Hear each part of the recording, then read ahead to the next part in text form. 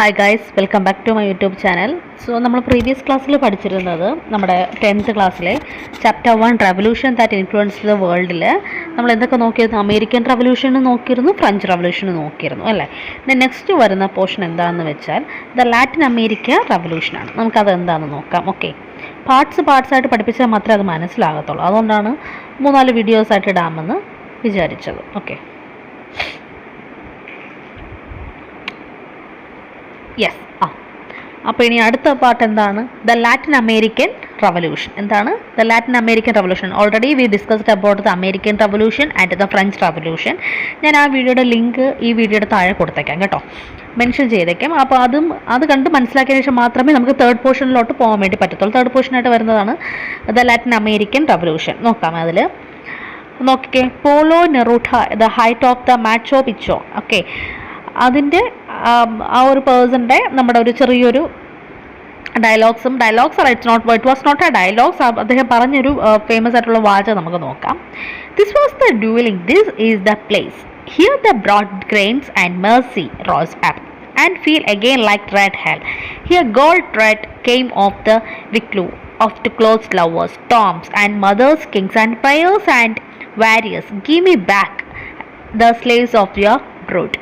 Who said this? Pablo Neruda. Okay, Pablo Neruda, the Latin American poet.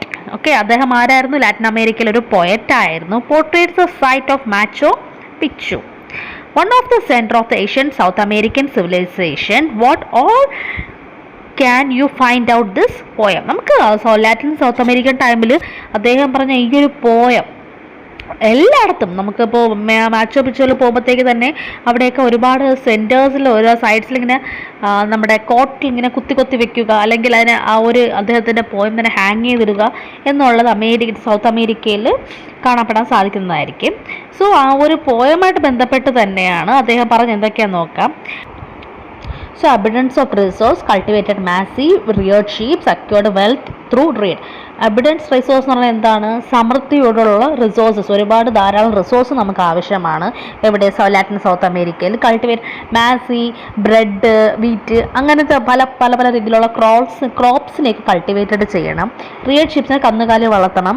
Acquired wealth through trades, നല്ല രീതിയിലുള്ള വളരെ ഏറ്റെടുക്കപ്പെടാനും നല്ല സമൃദ്ധിയോട് കൂടിയുള്ള റെയ്ഡ്സ്, കച്ചവടം അങ്ങോട്ടും ഇങ്ങോട്ടും ചെയ്യണമെന്നായിരുന്നു ഈ ഒരു എന്താ പറയുക, ഈ ഒരു പോയം കൊണ്ടും അദ്ദേഹത്തിൻ്റെ വാക്കുകൾ കൊണ്ടും ഉദ്ദേശിക്കുന്നത്. Okay, the Spanish and Portuguese colonized the Latin America to exploit this economic richness.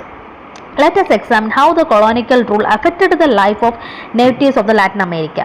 സ്പാനിഷും പോർച്ചുഗീസും കോളനിവൽക്കരണം നടത്തിയ സമയത്ത് ലാറ്റിൻ അമേരിക്കയിലെ എക്കണോമിക് എന്ന് പറയുന്നത് വളരെ റിച്ച്നെസ് ആയിരുന്നു, വളരെ ഹൈ ആയിരുന്നു. സോ നമുക്ക് ആ ഒരു എന്താണ്, ഈ ഒരു സ്പാനിഷും പോർച്ചുഗീസും കോളനിവൽക്കരണം ചെയ്തല്ലോ. സോ ആ ടൈമിൽ നമ്മുടെ ലാറ്റിൻ അമേരിക്ക ഏത് രീതിയിൽ അഫക്റ്റ് ചെയ്തു എന്നാണ് നമ്മൾ നോക്കുന്നത്. Okay, the Spanish and Portuguese propagated their language, religious and customs. They built houses and churches in a Spanish style. സ്പാനിഷിലോട്ട് എങ്ങനെയായിരുന്നു? സ്പാനിഷ് സ്റ്റൈലിലായിരുന്നു എല്ലാ രീതിയിലുള്ള അവരുടേതായ ലാംഗ്വേജസും റിലീജിയസും കസ്റ്റംസ് എല്ലാം തന്നെ. ഒരു രീതിയിൽ അവർ ഹൗസ് ബിൽഡ് ചെയ്താലും ചർച്ച് ചെയ്താലും എന്തായിരുന്നു, ആ ഒരു സ്പാനിഷ് സ്റ്റൈല് അവർ അതിന് കൊടുത്തിരുന്നു. Several schools were established imparting Spanish system of education. അവർ വെൽത്ത് ആയിക്കോട്ടെ ഹെൽത്ത് ആയിക്കോട്ടെ നല്ല റിച്ച് ആയിരുന്നു. സോ അവരുടെ എഡ്യൂക്കേഷൻ ആയപ്പോലും വളരെ നല്ല രീതിയിലായിരുന്നു കുട്ടികൾക്ക് അവർ ആ ടൈമിൽ തന്നെ കൊടുത്തിരുന്നത്. സെവറൽ സ്കൂൾസ്, പല സ്കൂൾസുകാരും തന്നെ ഈ ഒരു Spanish system of education establish ചെയ്തിട്ടുണ്ട്. എന്താണ് എക്സ്റ്റാബ്ലിഷ് മീൻസ് വാട്ട്? കണ്ടുപിടിച്ച് നോട്ട് എന്താ പറയുക, അതിനെ അഡാപ്റ്റ് ചെയ്ത് എക്സ്റ്റാബ്ലിഷ്ഡ് ചെയ്ത് ഏകാവൽക്കരണം ചെയ്യാനായിട്ട് നടത്തിയിട്ടുണ്ടായിരുന്നു. The Spanish farming method, the crops were introduced. Spanish ആയിരുന്നു ആ ഒരു ഫാമിംഗ്, ക്രോപ്സ് വെയർ ഇൻട്രൊഡ്യൂസ്ഡ്, ആ ഒരു കൾട്ടിവേറ്റഡിൻ്റെ ഒരു new methods of introduced the Spanish farming ആയിരുന്നു. Okay, they introduced Spanish style. New diseases spread from Europe of the Latin America. Racial discrimination was enforced towards nativity in the walk of the life. പിന്നെ ആ ഒരു കാലഘട്ടത്ത് ഒരു പുതിയൊരു diseases വളരെ സ്പ്രെഡായി വ്യാപകം ചെയ്യാൻ വേണ്ടി തുടങ്ങി. So European of the Latin അമേരിക്കയിൽ എന്തായിരുന്നു? റാഷണൽ ഡിസ്ക്രിമിനേഷൻ, കറുത്ത വർഗം വെളുത്ത വർഗം എന്നുള്ളൊരു റാഷണൽ ഡിസ്ക്രിമിനേഷൻസ് അവിടെ ഉണ്ടായിരുന്നു. സോ അത് വളരെ വലിയൊരു എഫക്റ്റായിട്ട് ലാറ്റിൻ അമേരിക്കൻ പീപ്പിൾസിനെ അഫക്റ്റ് ചെയ്യാൻ വേണ്ടി തുടങ്ങി.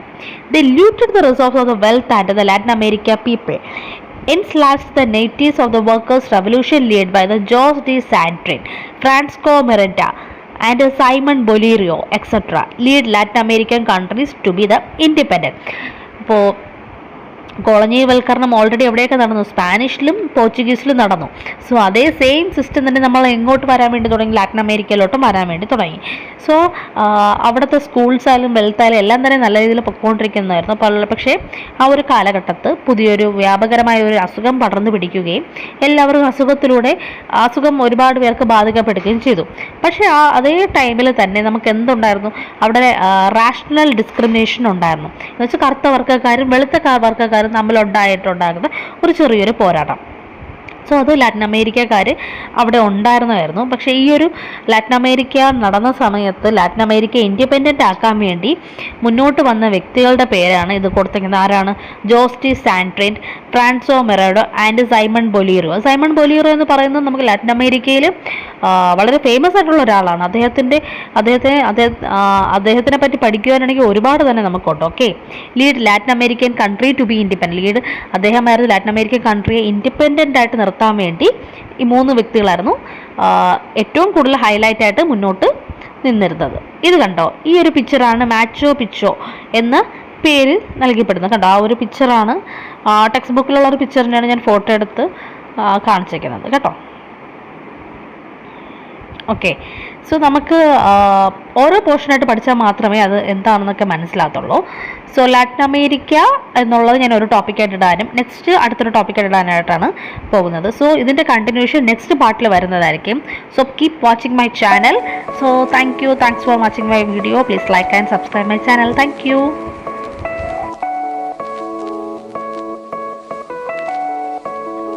1, 2, 3